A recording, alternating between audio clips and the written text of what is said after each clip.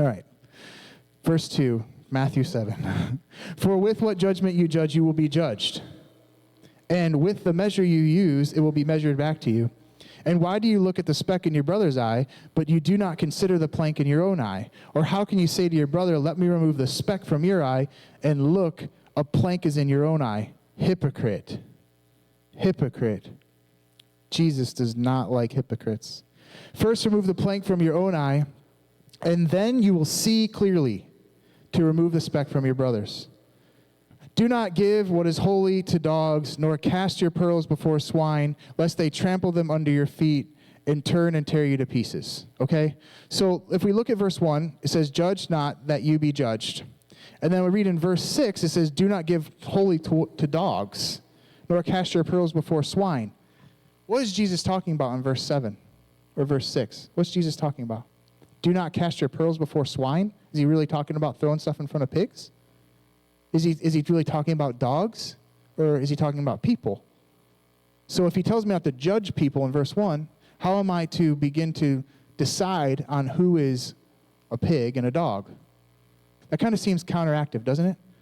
Judge not, but don't cast your pearls before pigs. So I begin to pray, and I'm like, what does this mean, Jesus? This is not. So what he gave me is number one, that there is a difference between judging and discerning.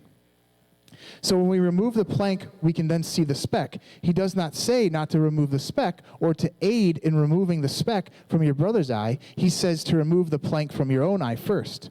So there becomes this introspective walk that we have with Jesus, not constantly focused on my sin, stuck in the sin cycle, because Paul says, that which was I leave and I cleave. I'm talking about the cutting away from the flesh and all the sin nature being buried with Jesus. I'm not talking about going back and being like, oh, the wretched man I am. Oh, this sin I'm stuck in. Oh, I can't stop drinking. Oh, I can't stop sleeping with girls. Oh, I can't stop doing drugs. I'm just addicted. Oh, I keep popping pills. And like Anthony's testimony about how God has set him free, and the enemy's trying to still hold on and make him go numb at night sometimes. But the part of that I hear is the light has come, that freedom is there, and he's beginning to walk in the light.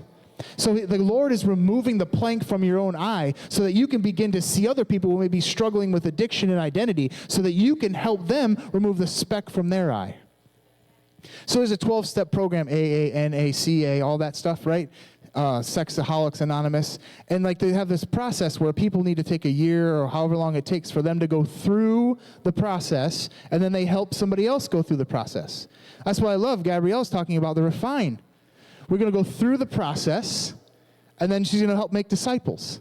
Set Apart's a 9-month discipleship program that we have at the church here. First year, Brandon, Rochelda, Jake, go through the process. Dakota's an alumni. You are too, right? Sabra's an alumni. So you go through the process of the Lord refining you, and the second year you make a disciple. And you begin to release what God has placed in you, and you pour into, and you help them see the speck in their eye. Not judging them and condemning them and putting them down, praying for them earnestly, seeking God for them, praying for the change and the transformation to begin to happen, and asking God how he wants to use you to bring that change and help them become everything that God has called and created them to be. This is the generation in which he's raising up.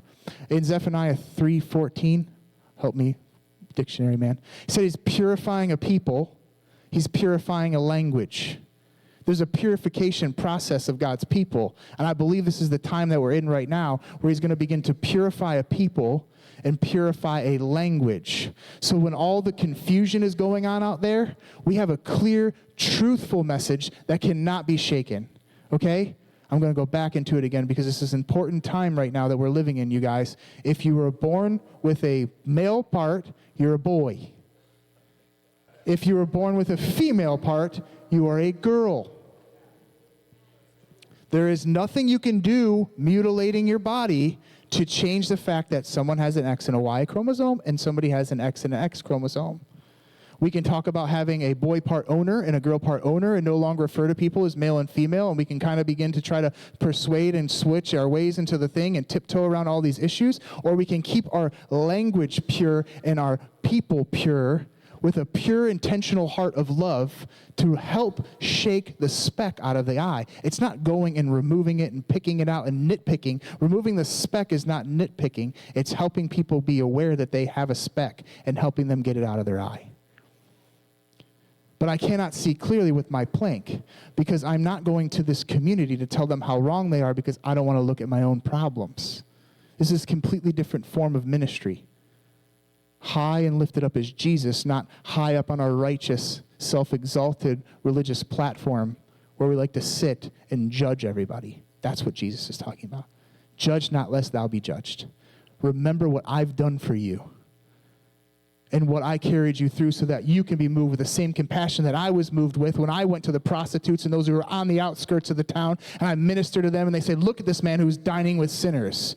The compassion in which Jesus was moved with to go to them with that love to help aid them and bring them to the truth in whom we know is in what he's calling us to do. Does that make sense?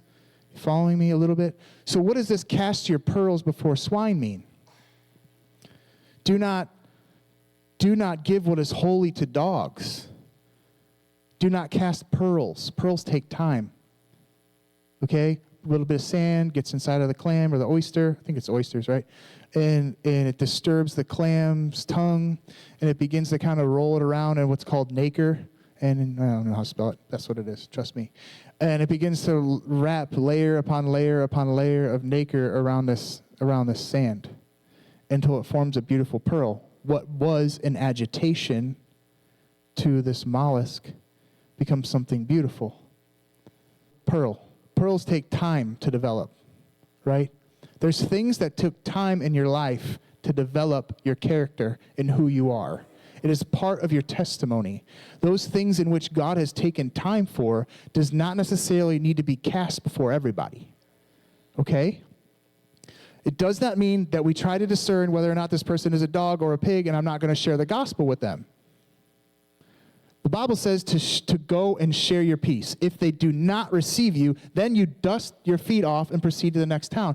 If they do not receive you, so you present the gospel and the love of God and pray for them and try to speak life and love into them. If they reject you, it's cool. You don't sit there and go, oh, no, let me tell you, dude, I used to be this and I used to be that, and God brought me through this, and let me tell you about all the things that God has done to me. They already rejected you. Don't cast your pearl, the beautiful thing that God has done for you.